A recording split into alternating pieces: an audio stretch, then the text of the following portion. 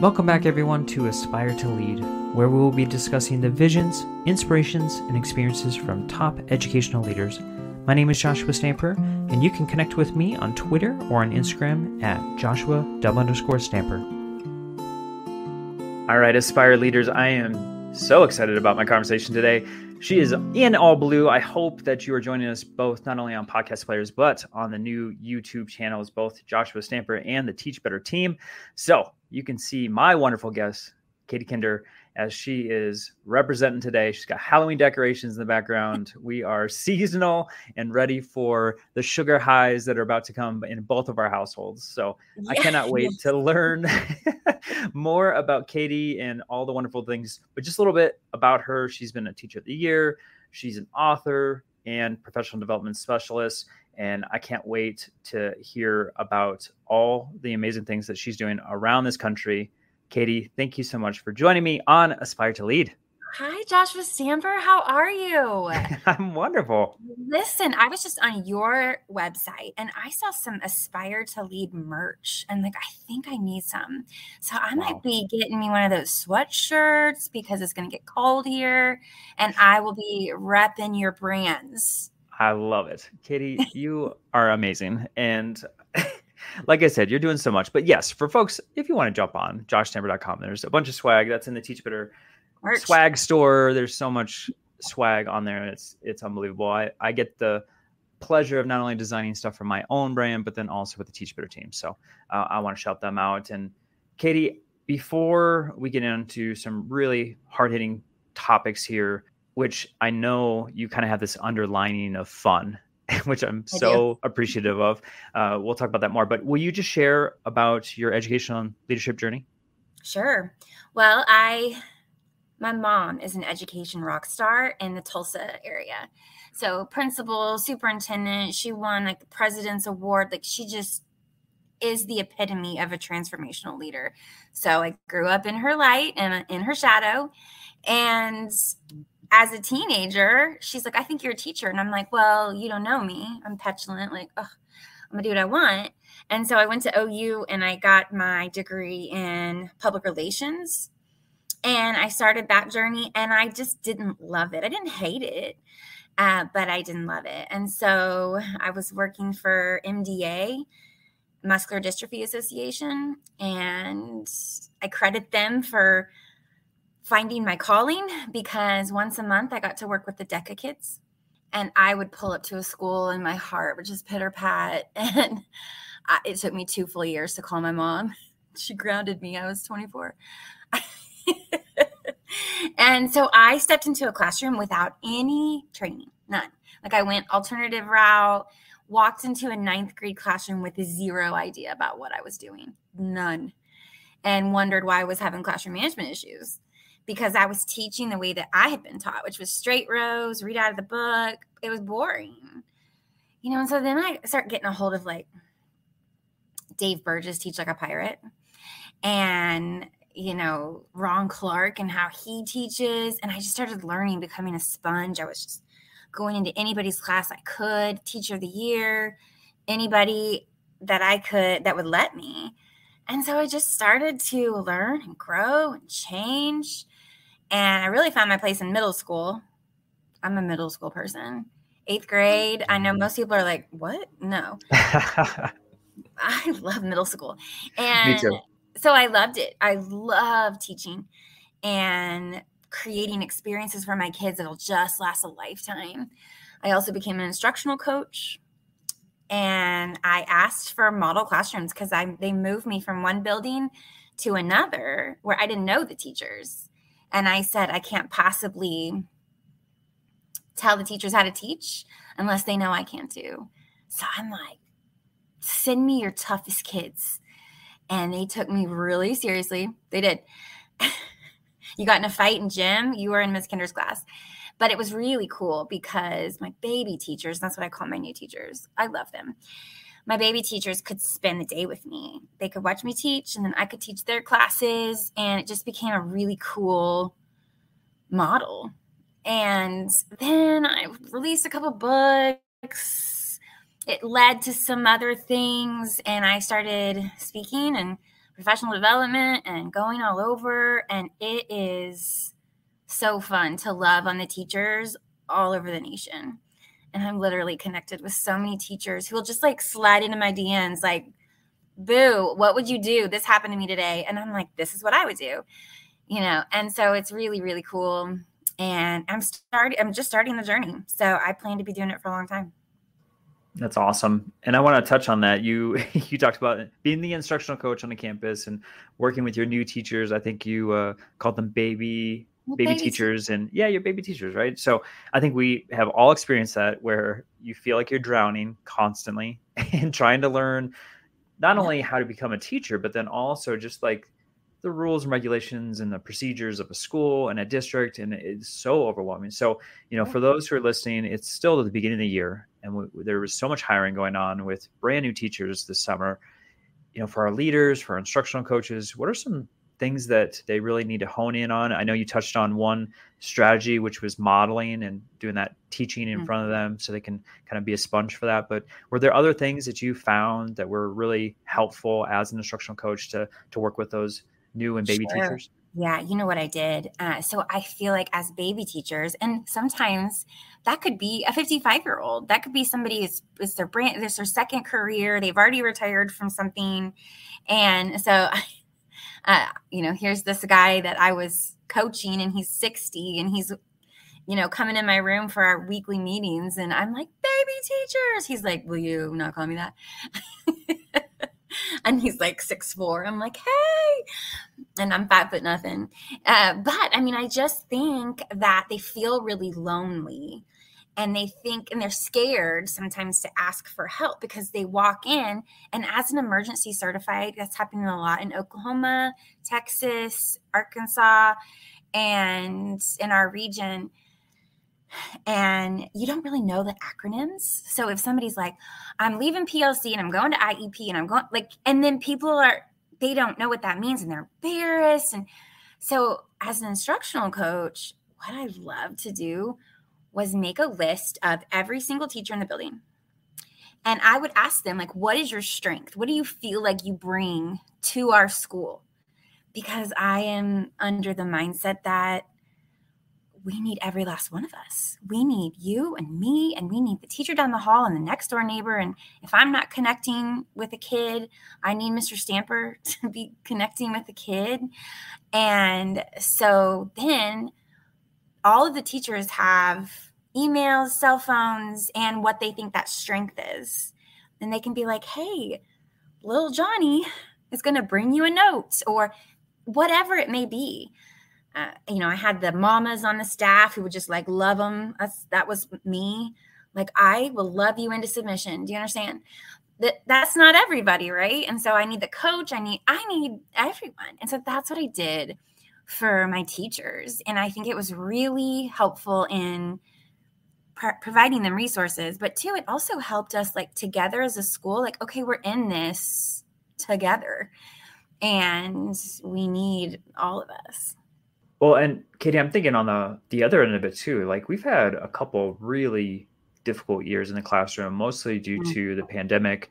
I know Oklahoma is very close to where I was working as administrator in Texas, and it was kind of turned upside down, and all these rules and regulations of things that we had to put in procedures, and it was a lot of anxiety, a lot of stress on our teachers as we were just trying to navigate that new environment online. And as you know, it was just a difficult time. And so I want to know about post-pandemic teaching and what you're doing to kind of support those folks that have gone through a really difficult couple of years. Sure. Well, see, I am not the PD instructor that hasn't been in the classroom in 20 years. Like, I was just in the classroom post-pandemic, and we're seeing some trauma still. And I think we will for some years to come. For the first time ever at one of my classroom management workshops, I had an instructional coach say, I really feel like this year it feels normal-esque, and that was the first time I heard that. I just think some of our kids in those prefrontal cortex, they're not developed. And so in these times, I think that there was trauma. And so there's trauma with kids who come from 2-parent homes and educated, and everybody was home, and there was food, and then times that by 100, 1,000 kids who had one parent who was working 3 jobs, trying to make ends meet. There's not a car. There's like, and those families and those kids are sitting in the same classroom. And I think that we saw things post-pandemic that we had never seen before. And our tech addiction is out of control. I think our kids and our teachers and our admin, like, they are craving connection because we felt so disconnected. I've got kids coming to me that they don't know how to talk to each other. They don't know how to shake hands and look somebody in the eye. Like, doing what we're doing right now would, like, they're going to vomit. So I think that's like part of our job too, is that we have to like reintegrate them into this society. Yes, use the tech. Yes, use the AI, do the things, and then put it up and have like human connection, because that is what we're built for. Yeah, so true. The soft skills, essential skills, whatever you want to call it, future ready skills. I mean, all of those things are so important, and it's easy to slide into those routines that we had with technology prior to in the pandemic. But that, like you said, that connection, that interaction, it's so important for our students to be successful in life.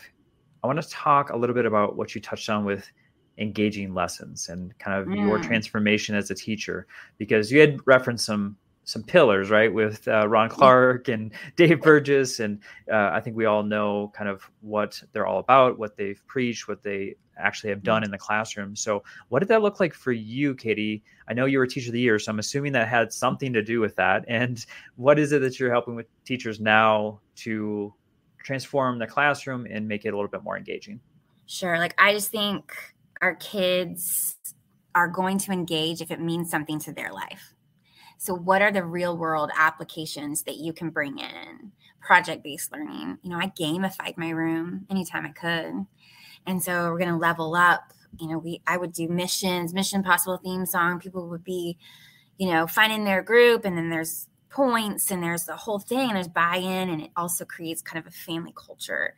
And I'm also about like changing my room up. Like, how can I hook them in? Like, October 1, it's going to be Halloween in my room. And I call it like Miss Kinder's Tower of Terror. And every day they're going to have to try to find something new that's in the graveyard. And they're like, and these are 14-year-old kids, and they want to play. I mean, if you think about us as adults, like, there is a game on our phone that we are addicted to. And yours might be Candy Crush. Mine's Solitaire for money. What? And so you think about, like, I adore my husband. We've been married for almost 21 years. I never think about leaving him unless it's fantasy football season. And he's like, babe, I think I'm going to play this quarterback. I'm going to do that. I'm like, I don't care. And if the quarterback isn't dating Taylor Swift, I don't care. I feel personally attacked right now, Katie. I'm sorry. No. I'm like, if it's Travis Kelce and Taylor Swift, I'm in. But other than that, so we, as adults, we want to play. I just really believe in creating experiences that will last my students a lifetime. And they come back years later, like, remember Halloween in your room, Edgar Allan Poe? Or, you know, come April, we put all that stuff up, and come April, we do different things, Socratic seminars, cool discussions and debates. And then April, we start our journey through the Holocaust and learn about Anne Frank. And they don't know that she dies. She becomes our friend in the 3 weeks we learn about her. And on the day she dies, we're ready. She's 14, just like them. And on the day she dies, I'm ready. I've got candles, fake ones, and we switch off the lives of the people in the annex. And we write her a letter, and there's instrumental music playing. And my kids sob. They sob. And I will have kids come years later and be like, Miss Kinder, are you still making people cry with that Anne Frank? I'm like, yes. Because they don't remember any one line in the story, but they remember how they felt the day that their friend Anne died. So I just think those kinds of lessons are very powerful. And our kids are in such desperation for connection that we need to provide that for them. Yeah, that emotional piece is what we remember in those experiences versus just facts. Sometimes, you know, those go to the wayside as we get older, but you know, how it made you feel, that sticks with you for for a lifetime. Yeah. And I mean, if you're not engaging in a lesson, you're not going to learn it anyway. Mm-hmm. And that makes for a hard, long year with your kids. This podcast is a proud member of the Teach Better Podcast Network. Better today, better tomorrow, and the podcast to get you there. You can find out more at teachbetter.com/podcasts. Now let's get back to the episode. Well, we had talked a little bit about those brand new teachers and how there was so much hiring going on over the summer. And I think, the next conversation, I think, is retaining those teachers that we have, those wonderful, amazing folks that, are pouring their hearts out and serving our kids every single day. What can we do as leaders to make sure that we're keeping our wonderful folks at our campus and in the profession? Goodness, I think it starts with training. Like, I don't think a lot of our new teachers know what they're about to step into. Or our vet teachers who have kind of gotten burned out, like they didn't start that way. So I think finding the right professional development, finding the right trainings, being able to have a building that's open, you have an administrator who is a servant leader, and so you feel like you're part of his or her family and that you can say, hey, I'm having an issue with this kid. And the administrator's like, oh, well, let's send him down to Coach Stamper because Coach Stamper has this amazing relationship with him. And we know that from 6th grade or whatever. And so I think that's really what it takes. It takes proper training. It takes proper support. And in that way, we can retain our teachers because they are leaving at a rapid rate. And it's heartbreaking to me. They just need to bring a Katie Kinder in. Or a Joshua Stamper, or a Teach Better, or a Road to Awesome, Darren Peppard. We see you. Oh, I love Darren. I love Darren. Just recorded with him. And in fact, if you're on YouTube right now, you probably see that me and Darren did a little Q&A and took some teacher questions. So love that guy. All right. So we're talking about resources that you have created. You got 2 books. I want to know, what are they and how can they help support our listeners? Sure. So I released Untold Teaching Truths in 2021, and it's really the guide that I want every new teacher, any burned out teacher just to have. It's part memoir, part strategy, part how do we do this? And I failed so they wouldn't have to. Like, I'm vulnerable in it. Like, this happened to me. And, if it's happened to you, it's probably happened to me. And let's talk about it. And so that's really what Untold Teaching Truths is. And it's the book I would get in the hands of every single teacher if I could. And then we just released Hallway Leadership. And it is a collaboration book about leadership in a school. And it was coined, the phrase hallway leadership was coined by one of my co-authors, Taylor Upchurch, who's a principal. And it's great. It's got anecdotes. It's got advice for new principals. It has how do we lead and serve the people entrusted to us? And I believe, and everybody on the book believes, that it is serving the people, loving the people, and being visible. You no longer can you hide in your office. You can't.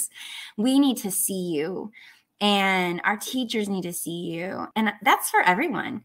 Superintendents, I don't care how big your district is. We should be seeing you in buildings and classrooms. And that's how I think that our leadership in our school can just be leveled up. I think that is such an important piece there, because it's so easy as an administrator, even just to be stuck on email. You could spend your entire day just on email alone. And so, just being intentional of getting in that hallway. I love the title of Hallway Leadership. And you're right. When the superintendent would come into our building, it changed the culture, it changed the vibe, it changed everything, because especially our educators, our teachers felt so important. Like, who am I for my superintendent to come visit my classroom and check out all the amazing things I am? And it always was kind of a boost of morale. So absolutely love that. We should be relentlessly promoting the positive on our campuses, right? Like, we see all of these things that are rough and hard, and let's show them what our kids can do. And that's really cool. All right, Katie, I'm going to ask you a difficult question here because it's I'm one ready. thing. You're ready. All right. So it's one thing to, consume, right? We consume books all the time. We consume podcasts, but I want to hear about an actionable item, something that our leaders can do tomorrow or next week to enhance their leadership journey. So just with your vast experience, what would you advise them to do? I would say to get into every classroom you can. I would be walking the halls, giving high fives to kids. I would be writing notes to your teachers. You can't have an open door policy if you're not in there. So have that open hallway policy where everybody feels like a family and they feel like they can come to you. And that is overwhelming. And I understand that. But I think that is how you have a family, but just for kids. Yeah, I couldn't agree more. And that kind of coincides with what you're talking about with hallway leadership. I mean, just being present, and it doesn't have to be an open door to an office. It can just be open. Yeah. Open at all times. Yeah. All right. So Katie, I want my audience as soon as possible to connect with you. I think you have just a ton of wisdom to provide. So how can they do that? How can they connect with either on your website or on social media? Yeah, so you can follow me on Twitter, now known as X, at KatieKinder1, and then Instagram at Untold Teaching Truths. And then I'm Googleable, just like Joshua Stamper is Googleable. You can find his website with his merch. Mine is katiekinder.com. And I would love to come and love on your baby teachers and do training for your staff. We'll uplift them, we'll laugh, we'll cry a little bit. It'll be fun. Well, it's always fun with you. And if they don't think that's true, just like I said, jump on the video and see just Katie in all of her blue. She's just representing. They have started these. I'm going to send you some, Joshua Stamper, and you're going to take a picture. Oh my goodness. These glasses have started to brand me, these teal glasses. So about a year ago, like I'd be like hanging out at a conference about to go on for my breakout, and somebody would come up and be like, "You're the speaker." And I'm like, "I am." And he'd be like, "I recognize you from your glasses." And I was like, "Oh." And now, like, my husband loves the gimmick of the glasses. We got fake glasses that say Katie Kinder on them. And if you take a selfie, you can get a free PD or a free book and put it on social media. It's super fun. So I have people like messaging me like, "Here's my address, send me some glasses." Well, I saw just even on Twitter, people were having that conversation. So, and I mean, you're going to have to get yourself some glasses. I'm going to send them to you. I do have glasses. I just don't like wearing them because they're actually a prescription. Well, yeah, but I mean, the teal. I need fun. I need fun glasses. Yeah. I'll send you some fake ones you can wear over your real ones. Well, I will. I'm gonna brag right now. I had, because we just moved to Colorado, so I had to go to the DMV, and I actually passed the vision test. Yeah, without my glasses. Okay. Yeah, right. Are the standards just lower in Colorado, or did you get LASIK? Like, what happened? That's just how good my eyes are. This is how you've just like healed your eyes in Colorado. I guess so. This is just a magical place. It's beautiful. Magical. So are you? We are very happy. Where are you in Colorado? Are you in Colorado Springs? Yeah, I'm in Colorado Springs. Have you been to Wild Heart Teacher? I have not. Okay. You have to look up Wild Heart Teacher. It's Steve Wolf's like retreat he puts on for teachers, and it's amazing. I'm intrigued. And so he houses you, he feeds you, he takes you on hikes, and it's just for like to love teachers and get them back in. So I went to Colorado Springs in July, and I drove 9 hours, got lost in Texas for a little bit. Listen, but then it was a hot mess, but that's another story. It was a magical 3 days, and it's in Colorado Springs. Wonderful. Well, a little shout out. What was it called again? Kinder? No, it's Wild Heart Teacher. Wild Steve Heart. Wolf. Yeah. I had Kinder on my mind because of you. Miss Kinder. All right, y'all. Definitely go over joshstamper.com. You got to check out everything that we have there for educators, for leaders, and of course, all the information today for Katie Kinder will be on there. Social media links to her books, links to her website, everything you need to find for Katie. Make sure that you're bringing her in because, like I said, she is fantastic. She's a lot of fun. And I promise you, your teachers are going to benefit from all of her PD. Katie, with that, I just want to thank you so much for joining me today. It has been a blast, and I am so excited to be connected with you and cannot wait to see all the wonderful things that you're doing all over this country. Thank Thank you, Joshua Stamper. I'm going to go get a sweatshirt that says Aspire to Lead right now. All right. You all have a wonderful day. Looking forward to seeing everyone again here on YouTube and on your podcast platforms.